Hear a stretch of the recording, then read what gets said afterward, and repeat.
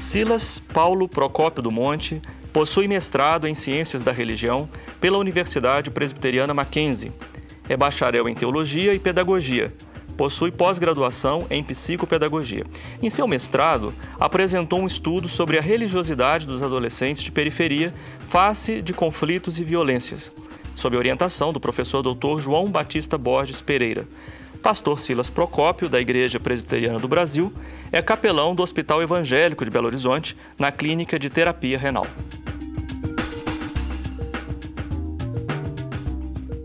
Muito obrigado, Silas, pela sua presença aqui no Religare. Participe do Religare pelo canal interativo ou pela internet. Ligue para a nossa equipe discando 31 3209 0122. Na internet, acesse tvhorizonte.com.br/religare. Em nossa página, você pode rever o programa, acessar o blog e nos encontrar nas redes sociais. Silas, realmente é um prazer estar com você aqui, principalmente saber que você começou esse espaço na ciência da religião aqui na PUC Minas, né, e coroou esse processo com essa belíssima pesquisa, né, sobre a questão dos adolescentes lá na Presbiteriana Mackenzie.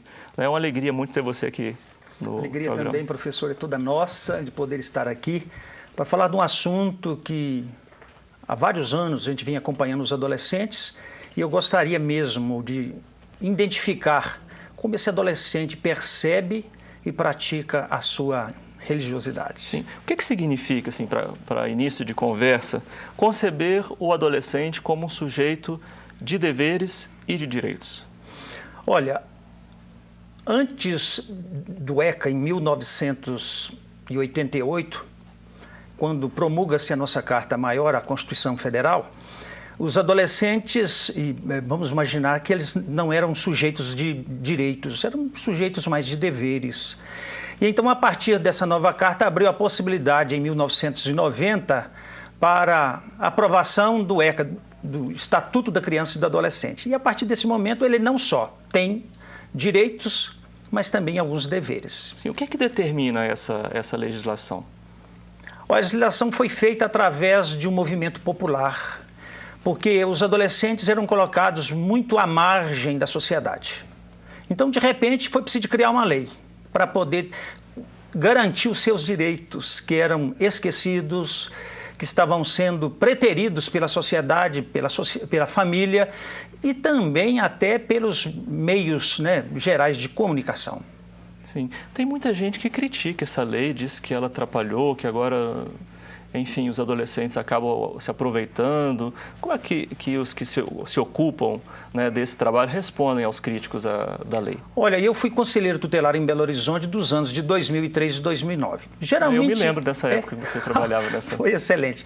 Então, geralmente, quem trabalha só com essa ideia de falar que essa lei goza, dá vantagens ao adolescente, não conhece toda a lei, não conhece o espírito da lei, não conhece por que a lei foi feita. Sim. Se passar a conhecer, estudar, entender o espírito da lei, vai ver que não é uma lei que beneficia sim e garante direitos até então esquecidos e não dados, né, aos adolescentes. Agora vamos falar desse sujeito, né, o adolescente.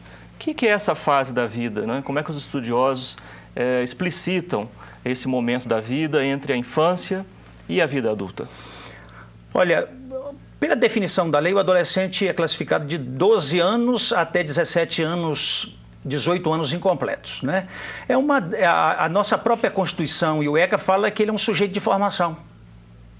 Pode ser formação psicológica, formação emocional, formação também religiosa.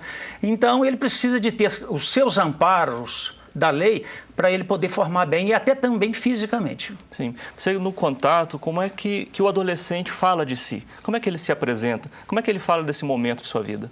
Olha, eu trabalhei muito com adolescente de periferia durante quase 6 anos.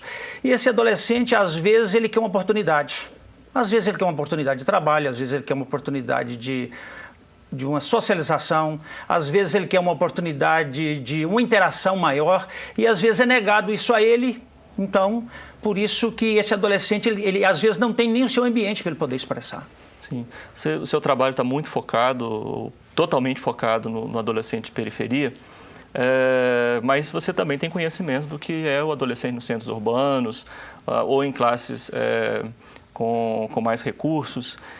Como é que é falar do adolescente desses centros, né, e dessas classes sociais mais favorecidas em relação ao adolescente de periferia? São dois cenários extremamente diferentes?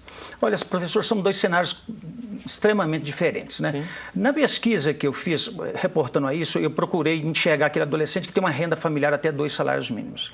Aquele adolescente que ele não tem um lazer, aquele adolescente que não tem, às vezes, as oportunidades que são dadas aos adolescentes, quem sabe, criado numa classe mais abastada, ou a classe, podemos dizer, C, a classe B, a classe superior aos 2 salários. Superior aos 2 salários. E você sente que, por exemplo, do encontro entre os adolescentes de ambos grupos, que há possibilidade, assim, de se colocássemos, né, no mesmo espaço, os adolescentes dessa classe, até 2 salários mínimos ou mais, como é que poderia ser a interação entre esses grupos, já que são extremamente diferentes? Olha, os locais onde eles se interagem são diferentes, né? O adolescente de periferia, ele não tem acesso aonde os adolescentes, vamos dizer assim, de uma classe mais abastada, vão. Então, eles dificilmente iriam socializar com esses outros adolescentes. Sim. Os esportes são outros, não é verdade? O lazer que proporciona um e outro completamente diferentes, né? Sim. Então, e as ações políticas para esse grupo, elas estão focadas em que aspectos? Olha, a gente pode dizer que melhorou um pouco. Está avançando. Isso é um bom sinal. Mas as políticas públicas sociais, elas são ainda muito escassas para esse grupo de adolescentes, e quando não são escassas, elas completamente não existem. Por exemplo, na região onde nós moramos, em Venda Nova, tem quase 300 mil habitantes. Deve ter aproximadamente 15%, 20% são adolescentes. Então, uma faixa de quase 60 mil de adolescentes. Então, nós não temos muita política pública focada, especializada para esse adolescente. Nós temos aí a saúde, temos a educação, mas se o adolescente de periferia entra em um conflito, tem um problema de conflito com a família, se a gente recebe, na época que eu era conselheiro, se a gente recebia um pedido da escola para encaminhar esse adolescente para fazer uma avaliação psicológica, a política pública não oferecia a esse adolescente. Então, um grande disparate com aquele adolescente que está do outro lado, que pode fazer isso. Isso é só um comentáriozinho para a gente entender a grande diferença entre esses dois adolescentes. Sim, porque no final eu estou entendendo que o resultado do seu trabalho, assim, eu acho que a tese de fundo é que o modo de tornar-se adolescente, de viver a adolescência, está profundamente marcado pelo meio social em que ele se encontra, ou seja, o lugar, o tempo, a cultura determinam o modo de se fazer adolescente, é isso mesmo? Com certeza, nós observamos isso. Eu atendi durante esse tempo no Conselho Tutelar e um dos questionamentos para que eu chegasse a esse adolescente, para entender um pouco mais a religiosidade dele, foi porque ele vivia um clima muito grande, um problema, um conflito muito grande familiar, e ele foi levado ao Conselho Tutelar.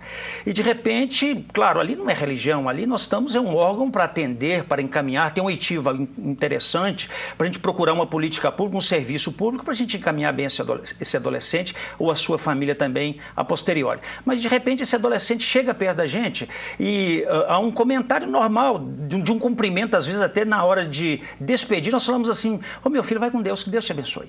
E você sabe, professor, o que ele diz para a gente? Me fala onde está esse cara.